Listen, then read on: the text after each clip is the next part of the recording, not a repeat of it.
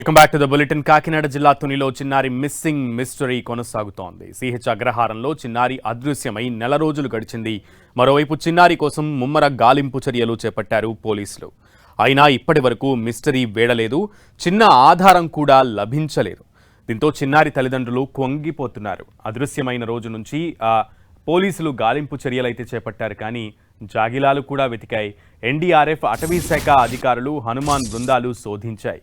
కొండ, తోట ప్రాంతాన్ని థర్మల్ డ్రోన్లతో పరిశీలించారు. సీసీ కెమెరాలు, 7 టవర్ల పరిధిలో వందలాది ఫోన్ కాల్స్ను విశ్లేషించారు.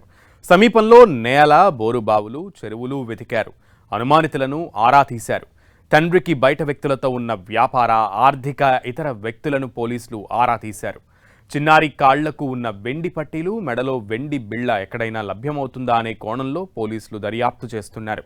Mobile tower data dump, call data విశ్లేషణ, డ్రోన్ సర్వేలు, ట్రాప్ కెమెరాలు, RFID పద్ధతులను కూడా ఉపయోగిస్తున్నారు. కొండపై జీడి పిక్కలు ఏరుకునేందుకు వచ్చేవారి ప్రాంతాలు, తల్లి స్వగ్రామం, సమీప గ్రామాల్లోనూ ఆరా తీశారు. చిన్నారి ఆచూకీ తెలిపితే ₹1,00,000 బహుమతి ఇవ్వనున్నట్లుగా ప్రకటించారు. చిన్నారి కనిపించిందని ఎక్కడి నుంచి సమాచారం వస్తే అక్కడికి ప్రత్యేక బృందాలను పంపించినట్లుగా పోలీసులు తెలిపారు. దర్యాప్తును మొదట చిన్నారి చివరిసారిగా కనిపించిన ప్రాంతానికి సమీపంలోని 2 కిలోమీటర్ల పరిధిలో ప్రారంభించిన పోలీసులు ఆ తర్వాత దానిని 5 కిలోమీటర్లకు, ప్రస్తుతం 15 కిలోమీటర్ల పరిధికి విస్తరించి కూంబింగ్ నిర్వహిస్తున్నట్లుగా తెలిపారు.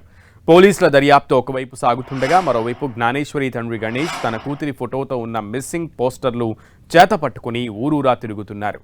నరసపట్నం, చింతపల్లి, పాడేరు, అరకు, అడ్డురోడ్డు ఇలా అనేక ప్రాంతాల్లో తన కుటుంబ సభ్యులతో కలిసి వెళ్లి పోస్టర్లు అతికిస్తున్నారు.